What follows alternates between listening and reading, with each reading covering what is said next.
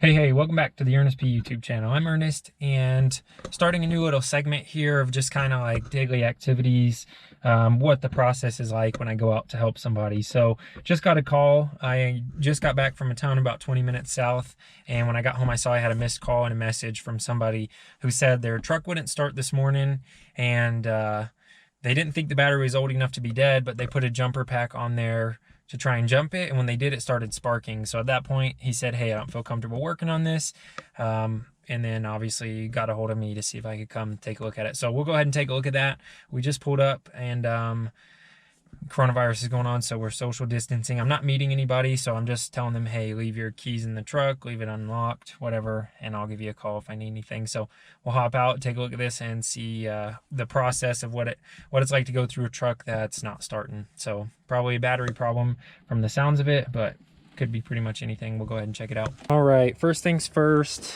just visual inspection. I can see we've got a hose clamp going on here, nothing like too uncommon. A lot of people, will just jerry rig stuff. A little bit of corrosion on everything, so it's likely that it's a bad connection. First two pieces of test equipment I have is a battery tester, because sometimes it'll have 12 volts, but it won't have enough cranking amps, so that's a good way to tell. And I've got a multimeter, so I'm going to put the multimeter on first and see if it's got decent voltage. So, okay, the battery has 10 volts. Let's see if we can get this one to where you can see. So that's really weak. What we'll want to do next, because of all the corrosion, is we're testing the terminals right here next. I'm gonna test the connection itself. It looks about the same, 10 volts. Yeah, 10.97, 10.95 on the connection, because sometimes you'll have corrosion in between the terminal here and the connection, so you'll get good voltage here. But if you don't test here, then you might not notice if you have corrosion building up there, and then all it would need is cleaning. It looks like this one's probably just dead. So what I'm gonna do is jump it, let it run for a few minutes, and then I'll test the alternator, make sure the alternator's charging it, and then I'm gonna turn it off and see if it's dropping voltage. After I turn it off, I'm gonna remove the negative cable, and I'm going to make a connection between the terminal and the negative cable with my multimeter and see if there's any sort of parasitic draw. But first we'll get it jumped and see if it'll run and see if that alternator's charging. And just a quick little look here. I thought maybe this was positive when I first pulled up looking at the red wires here, but I saw this. I just went ahead and double checked, and underneath the black side here it says positive, so it looks like somebody put these felts on the wrong side. That may be why our friend had it spark whenever he tried to plug his jumper up to it. He may have just seen these and put the wrong one up. So here it says positive again as well, I just noticed. So it is mislabeled with these felts, so that may have been his issue, but we'll go ahead and see if we can jump it. Back here so you can hear the engine's loud. When I jump it, look at where I hook the jumper pack up to.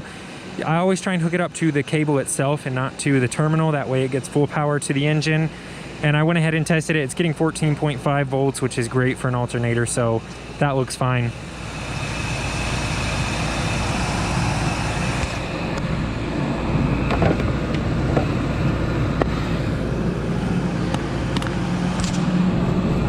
Now what I'm gonna do is turn it off and then come and put the test leads on here and watch to see how fast that voltage drops.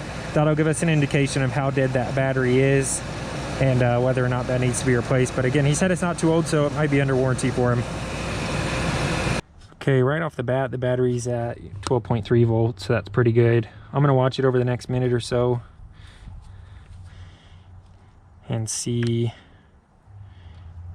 how much that drops. It shouldn't go too much below 12. And then I'll take that negative cable off on this side and check for a parasitic draw just to make sure that's not the issue, but it looks like it's holding pretty decent. Okay, I went ahead and swapped around these felts for him. Got everything tightened back up. It didn't have any sort of parasitic draw on it, so that was good. He may have just left the light on overnight or something like that. Maybe the door was stuck open. And if it keeps dying, I mean, I've tested the voltage, it's been about 5 minutes, and it's like at 11.95, so it should be good. I only ran it for a couple minutes, so I'm gonna leave it running for him for about 10 minutes to see if I can charge that battery up for him.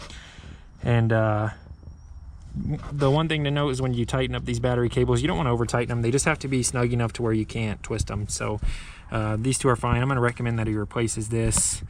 Looks like there's a security system on it probably, so I want to be careful with it. But obviously that's not good. So when I pulled this off, the cable was just broken, the connector was. So that's obviously why that's there.